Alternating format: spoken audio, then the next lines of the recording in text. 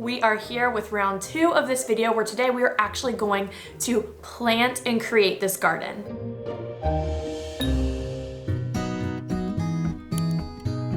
Hello Buns, welcome back to Cinnabun Sundays, our weekly video series where we talk about all things bunny. And welcome to part 2 of my gardening series. So last week I planned and prepped out a backyard garden where I am going to grow a ton of herbs for Cinnabun. If you have not watched that video yet, pause this right now, go watch it, and then come back here. But if you've kept up, we are here with round 2 of this video where today we are actually going to plant and create this garden. Hello Buns, we are back with part 2 and Hannah is here again, our gardening novice pro.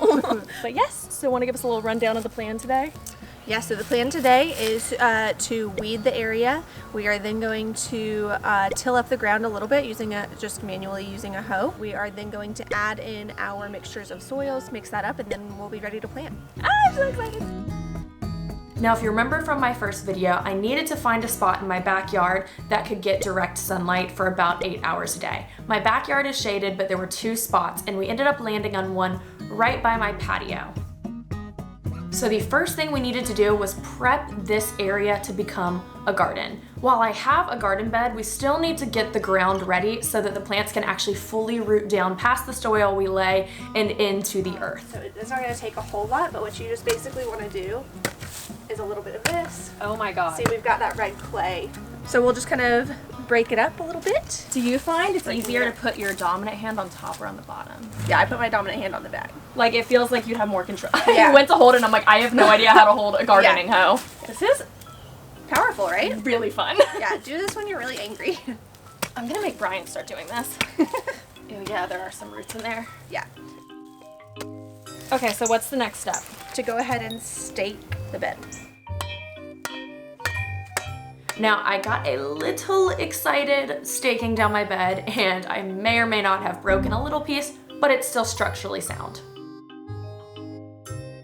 Now, the next thing we needed to do was lay out the soil. I am mixing 3 different types of soil here. I'm mixing an equal part of topsoil, compost, and potting soil. Topsoil is just your basic planting soil. Compost is filled with extra nutrients that help your plants grow, and then potting soil has little beads of fertilizer sprinkled throughout that just help enhance that growth as well.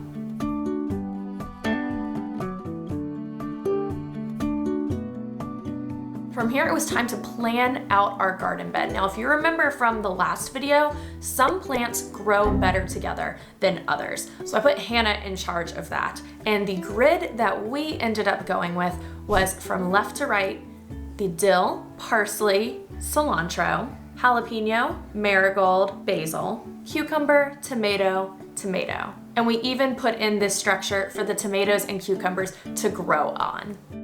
Brian, what do you think of our garden? Can't eat any of that stuff. Way too small. Bye. Kick me offset? Bye. Bye, Bryant.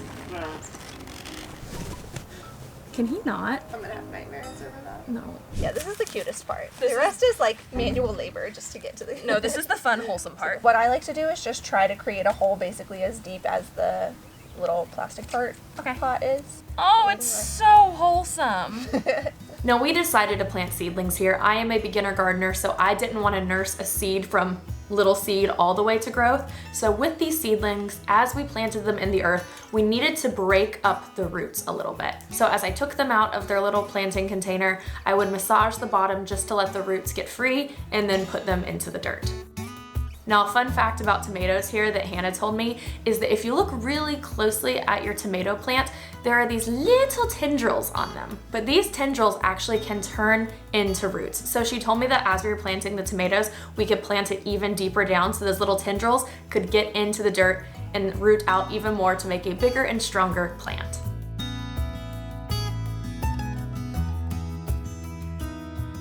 One more plant that we haven't talked about today is my mint plant. Mint is a very intense plant that just loves to grow. So I did not plant any mint in the garden bed. I planted her in her own pot that I'm keeping on my table. This way she can grow and flourish, but not overtake my entire garden bed.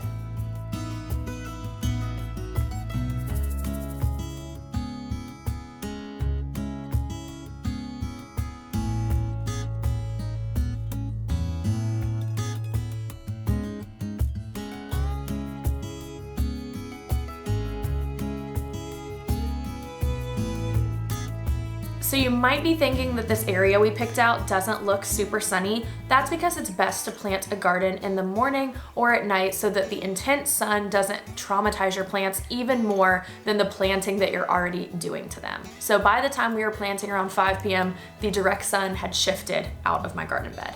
So with that, my beautiful, adorable, precious garden has been created and has been planted. The only thing left for us to do was to water it.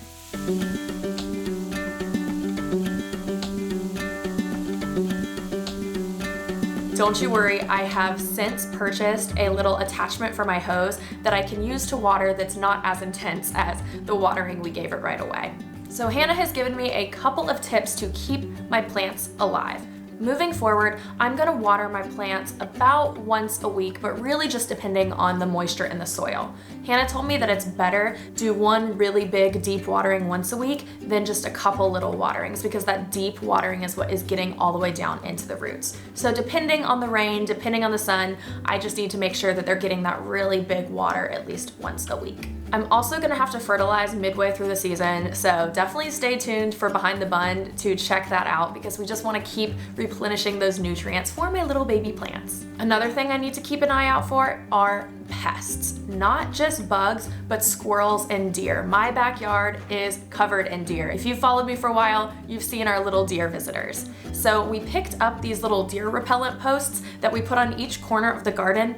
I have no idea if they're gonna work yet, but it's at least worth a try before installing like an entire fence around the garden. And as far as bugs go, if I notice anything on the plants, I might need to go and buy some type of bug repellent that will be safe for the plants, but not necessarily for the bugs. Thank you so much for doing You're this welcome. and for like being willing to talk to everybody about it. It is looking so good. I'm so excited. Yeah. Any last words about the gardening process? Anything Any wise? last word? What do I want to say? No, thank you for having me. This has been a lot of fun, and I really think that gardening, there's so much information out there, but not a lot of information for beginners. And so to me, the best way to learn how to garden is just to kind of start. And it's a great way also to just like get in touch with the earth and spend some time outside, which as we know is so good for our mental health, our physical health. So I would highly encourage anyone to start to grow even just their own herbs for their bunny or whatever. Thank you so much for watching, and I'll see you in our next video. Bye, Bye, Buns! Yay! Oh my god, that was so exciting. So exhilarating.